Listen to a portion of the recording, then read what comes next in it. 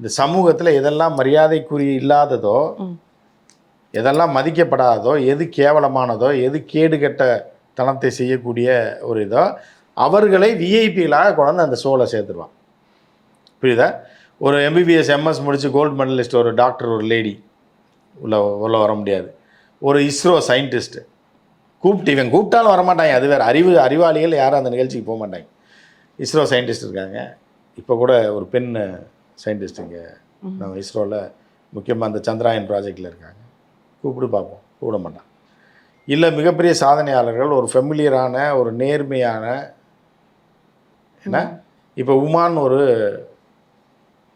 Pepsi உமான்னு ஒருத்தவங்க இருந்தாங்க. அவங்களுக்கு இப்போ 50 வயசு இருக்குமே, மேலே 50 வயசுக்கு மேலே 55 வயசு கிட்டத்தட்ட இருக்கும். அந்த வயசை விட்டுருங்க, அவங்கள கூப்பிட்டு பார்ப்போம். ஏன்னா ஷாருக் கான் வந்து கதாநாயகியாக நடிப்பதற்காக அந்த பெண்ணை அழைத்தார். ஷாருக் கான் அழைத்தார் பீக்கில் இருக்கும்போது, சினிமாவுக்கு வரமாட்டேன்ட்டார். அதாவது அவர் தான் இதுன்னு சொல்ல, அவருக்கு அது ஒத்துவரல. ஸோ அப்படிப்பட்ட பெண்கள் இருக்கக்கூடிய ஒரு இதில் உச்சபட்சத்தில் இருக்கக்கூடிய, இந்தியாவில் டாப்பில் இருக்கக்கூடிய நடிகர் வந்து என் கூட கதாநாயகியாக நடின்னு சொன்னபோது நடிக்காத ஒரு பெண். இப்படி பெண்களை கூப்பிடுவாங்களா? இல்லை நேர்மையாக படித்து முன்னேறிய ஒரு தொழிலதிபரை பெண்ணை கூப்பிட்டு வச்சுருப்பானா? வச்சுருக்க மாட்டான். எருமை குளிப்பாட்டுறவன், பன்னி மேய்க்கிறவன், புரியுதா? அதுக்கப்புறம் கேடு கெட்ட வேலைகளை செய்யக்கூடிய இந்த பலூன் அக்கான்லாம் ஒன்று இருக்குது. இந்த மாதிரி கேடு கெட்டவர்களை கொண்டு வந்து என்ன பண்ணுவான்னா, விஐபி ஆக்கி, ஃபெமிலியர் ஆக்கி விட மூலமாக என்ன பண்ணுவான்னா, நம்மளும் இந்த கேடு கெட்ட வேலைகளை செய்தால் மட்டுமே இந்த இடத்துக்கு வர முடியும்னு சொல்லி இன்னும் லட்சக்கணக்கானவர்களை கேடு கெட்ட வேலைகளை, பெண்களை செய்வதற்கு தூண்டுவது தான் அந்த நிகழ்ச்சி. இவனும் அதே டைப்பு தான். என்ன பண்ணான்னா, கேடுகெட்ட வேலைகளை செய்த பெண்களுக்கு சாதகமாக இவன் போய் டிஜிபி ஆஃபீஸில் கம்ப்ளைண்ட் கொடுத்தான்னா, இவன் கட்சியில் இருக்கவங்களாம் என்ன பண்ணுவாங்கன்னா, இப்படி நம்ம பேசினோம்னா விஜயை பார்த்துடலாம், விஜயோட ஃபோட்டோ எடுத்துடலாம் அப்படின்ற எண்ணத்தை உருவாக்குவதும், மேலும் நமக்கு ஒன்றுன்னா முட்டாள்கள் தான் அதிகம் இந்த உலகத்தில். வந்து 80% ஹியூமன் கேட்டல்ஸ் தான், அது எல்லாருக்கும் தெரிஞ்சது. ஸோ அப்படி இருக்கும்போது இந்த ஹியூமன் கேட்டல்ஸை அப்படியே இந்த ஆட்டு மந்தைகளை அப்படியே வேறு விதமாக தவறாக திரித்து கொண்டு போகிறதுக்கான வேலையை தான் விஜய் செய்து கொண்டிருக்கிறான்றத மாற்று கருத்தே கிடையாது. இது ஆபத்தான அரசியல். இதை ஒருபோதும் நாங்கள் விட மாட்டோம். புரியுதா அவங்களுக்கு? அதுக்கப்புறம் அந்த லெட்டரில் என்ன மார்க் பண்ணா, திமுகவின் அடிவருடியான் யார் வேறு. ஏன்னா திமுக சார்ந்த கருத்து சொல்கிறாரு. இல்லை உன்னை பற்றி அசிங்கமாக எதாவது பேசினாரா பொன்ராஜ்? இல்லை அவன் பொண்டாட்டியை பற்றி பேசினாரா? இல்லை திரிஷாவை பற்றி பேசினாரா? யாரை பற்றி பேசினார்? இதை அசிங்கமாக ஒரு கருத்து வெளியிட்டிருக்காரா? நீ எப்படி இப்படி ஒரு கருத்து சொல்லலாம்? அவர் வந்து திமுக அடிவருடின்னு உனக்கு எதிராக கருத்து சொன்னால் இப்போ அதாவது நல்லா அசிங்கமாக வாயில் வருது அவனை பற்றி பேசுகிறதுக்கு. அது வெளியே அவன் ஒரு காரணத்தை தவிர எல்லாத்துக்கும் திமுக சொல்லிட்டான். ஒரு காரணம் மட்டும் சொல்லலை. அது நான் சொன்னால் ரொம்ப அசிங்கமாக இருக்கும். அது ஒன்றுக்கு மட்டும் திமுக காரணம்னு நான் சொல்லலை. இது எல்லாத்துக்கும் காரணம்னு சொல்லிட்டேன். அது என்ன ஒரு காரணம்? அது வேண்டாம், அது சொன்னோம்னா அது நல்லா இருக்காது. Okay sir. ஸோ திடீர்னு ஒரு விஷயம், நார்மலாக பிரச்சாரம் தொகுதி வாரியாக பிரிக்க போகிறோம் அப்படின்னு பேசிகிட்டு இருக்கும்போது திடீர்னு இந்த ஒரு விஷயத்த பிடிச்சி டிஜிபி ஆஃபீஸ்க்கு போகிறாங்க அப்படின்னா குறிப்பிட்ட வேற என்ன காரணமாக இருக்கும்? இது வந்து மாஸ், இதோட பேர் என்னென்னா mass psycho campaign, psychic campaign. இது சைக்கிக் மாஸ் கேம்பெயின். இதில் வந்து இந்த ஒரு சம்பவத்தின் மூலமாக ஆயிரக்கணக்கான பெண்களை விஜய்க்கு தான் ஓட்டு போடுவேன் அப்படின்னு உறுதி செய்யக்கூடிய நிகழ்வு தான் நேற்று நடந்தது. நீங்கள் மக்கள்கிட்ட, ஹியூமன் கேட்டல்ஸ்ட்டை வந்து நேராக போய் பிரச்சாரம் பண்ணணும்னு அவசியம் கிடையாது. அவர்களை எந்த இடத்துல அடித்தா அவங்க பூரா டப்புன்னு விழுவாங்களோ அதுதான் அரசியல். அது செய்யலாம், தப்பு கிடையாது. அந்த அரசியல்வாதிகள் எல்லாமே செய்யக்கூடியது, எல்லாம் ட்ரை பண்ணுறது. ஏதாவது ஒரு அதாவது இந்த வைரல்னு சொல்கிறாங்கல்ல, இப்போ நீங்கள் எந்த வீடியோ வைரல் ஆகுன்னு உங்களுக்கு தெரியாது. ஆனால் இப்படி பண்ணால் வைரல் ஆகணும் ஒரு 75% நீங்கள் கணிக்கலாம். ஆனால் 100% அது வைரல் ஆகுமான்னு சொல்ல முடியாது.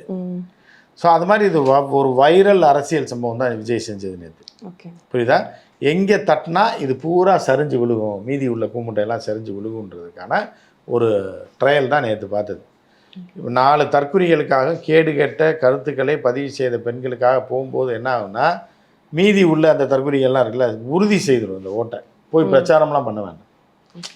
என்ன இருந்தாலும் பாருயா, சாவுக்கு வரல, 40 பேர் செத்தாங்க அப்பயும் வரலையா, விசாரணைக்கு வரல, இதுக்கு வரல, எதுக்குமே வராத ஆள் பெண்களுக்கு ஒன்றுன்னொடனே அடித்து வந்தான் பாரியா டிஜிபி ஆஃபீஸ். என்ன நடந்தாலும் பரவாயில்ல, எறா வண்டியன்னு சொல்லிட்டு அவன் தான் என் தலைவன் அப்படின்னு சொல்லி இந்த கூமுட்டைகள் இருக்குல்ல, படிப்பறிவு இல்லாத, படிச்சும் அறிவில்லாத கூமுட்டைகள் அந்த வாக்குகளை உறுதி செய்யும். நம்ம விஜய்க்கு தான் போடணும், அவர் தான் வந்து பெண்களுக்கு பாதுகாவலன்ற மாதிரியான ஒரு சைக்கிக் அட்டாக் தான் இது. புரியுதா உங்களுக்கு? ஒரு சைக்கிக் அட்டாக். இது வந்து மிகப்பெரிய அட்டாக். வாக்காளர் பெண்கள் மீது ஒரு மிகப்பெரிய ஒரு தாக்குதல்னா அட்டாக்னா எப்படின்னா அவர்களை வந்து அப்படியே விழுக வைக்கிறது. ஸோ இது அடிமுட்டாள்கள்லாம் டக்குன்னு விழுந்துருவாங்க. இவ்வளோ நல்லவரா இப்படியா? ஆனால் அந்த முட்டாள்களுக்கு தெரியாது, கட்டின பொண்டாட்டியை தெருவில் விட்டவன் அவன் கண்ணு முன்னாடி தெரியுது டைவர்ஸ் அது எலெக்ஷன் டைமில் பண்ணோம் அப்படி இருந்தால் பரவாயில்லன்றாங்க. அப்படின்னா எவ்வளோ மோசமான திங்கர்ஸாக அவர்கள் இருப்பார்கள்ன்றதை நீங்கள் பார்த்துங்க, புரியுதா அவங்களுக்கு?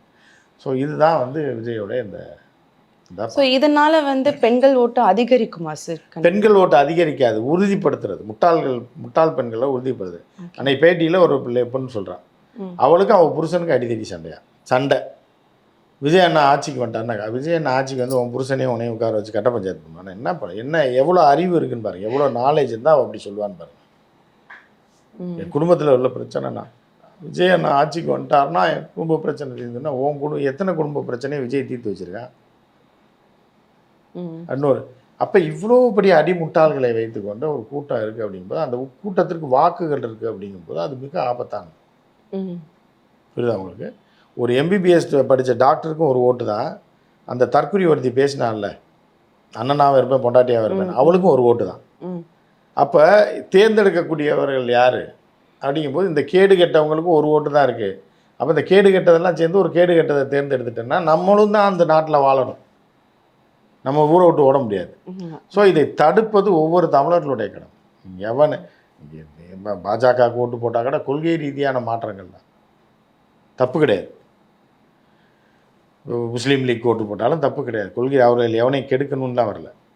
ஏன்னா இல்லை வந்து திமுக போட்டாலும் அதிமுக போட்டாலும் அரசியல் ரீதியான வாக்குகளாக இருக்குது. ஆனால் விஜயை மட்டும் நீங்கள் வந்து கொண்டு வந்தீங்க அப்படின்னா இந்த நாட்டுக்கு பிடித்த மிகப்பெரிய கேடு காலம் எதுனா, விஜய் ஒரு சீட்டு ஜெயிச்சாலும் அது கேட்டு காலம் தான் அப்படின்றத மக்கள் தெளிவாக புரிஞ்சுக்கணும். 234 தொகுதிக்கும் வேட்பாளர்கள் அறிவிக்கிறதா சொன்னாங்க சார் இன்னைக்கு.